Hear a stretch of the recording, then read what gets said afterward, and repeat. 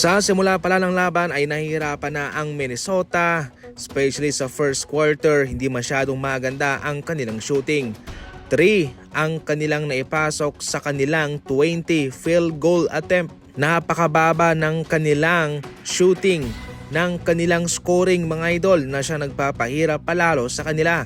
Wala silang masyadong kasagutan sa naging mahigpit na depensa ng OKC Thunder, especially sa maingay na environment galing sa mga fans ng OKC. Sa pagtatapos ng halftime, 12 lamang sa field ang kanilang naipasok at mayroon silang 14 turnovers.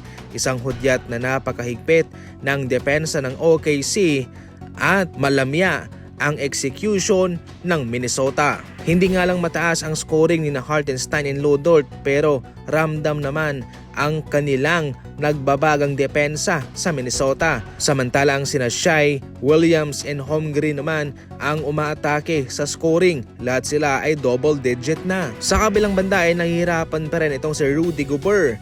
Sa third quarter, 2 points lamang siya. Si Edwards naman 16 points at si Randall 15 points. Maliban dyan, galing sa bangko ay wala nang masyadong nagko-contribute para sa kanila. Sa first quarter pa lang patungong third quarter, malinaw na natalo ang Minnesota sa pangkabuang laban. Sa ngayon mga idol, aabante na ang OKC Thunder at kanilang hihintayin na lamang kung sino ang mananalo sa laban ng Knicks at ng Indiana Pacers. Yun ang piliin mo, at kapag panalo sila, syempre matik jackpot ka. Ganyan lang po kasimple. Pumili ka lang dyan para makatalpak sa mga laban, especially ngayon. Ang link ay nasa comment section lang. Pindutin, magparehistro sa mga first timer at mayroong malaking bonus na naghihintay sa inyo. Tandaan, maging responsable lang po. Hindi nagustuhan ni Jackson Hayes ang pagtatapos ng kanyang NBA season sa Los Angeles Lakers. Sa ngayon nga ay hindi siya nag-enjoy sa pagtatapos ng kanyang papel sa playoff sa first round. Hindi naman siya totally ginamit fully sa kanyang minutong dapat matanggap at siya'y ibinangko ni Coach JJ Redick. Maraming mga balitang lumalabas noon na dahil raw kay Coach JJ Redick ay na-unlock pa ang potensyal nitong si Jackson Hayes. Pero sa playoff ay bahagyang hindi na niya naibigay ang gustong makita ni Coach JJ Redick sa kanya. Kaya dahil dyan ito ay nagresulta sa pagbabangko ni Coach JJ sa kanya.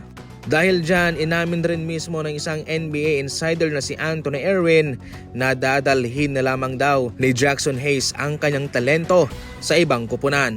Marami naman daw siyang perang nawala sapagkat bumaba ang kanyang minuto. Siyempre, bumaba rin daw ang kanyang value. Hindi kasi nagampanan ni Jackson Hayes ang pagiging rim protector sa kanila sa Lakers sa first round ng playoff, kaya paunti-unti siyang nawala sa rotation. Ngayon, desidido naman siyang pumunta na lamang sa ibang kupunan. Sa ibang balita naman, malabo na nga raw pabalikin ng Spurs itong si Chris Paul.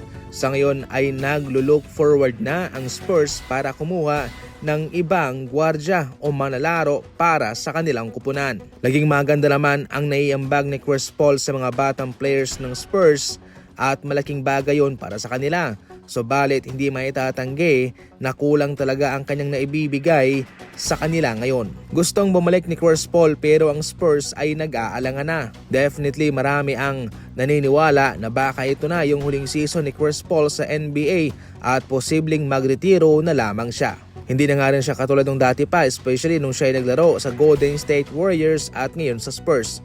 Pwede naman siyang kunin ng ibang kupunan, especially yung mga title contender, pero hindi na inaasahan na magiging first option siya. Totally, magiging pangalawa o third option na lamang siya.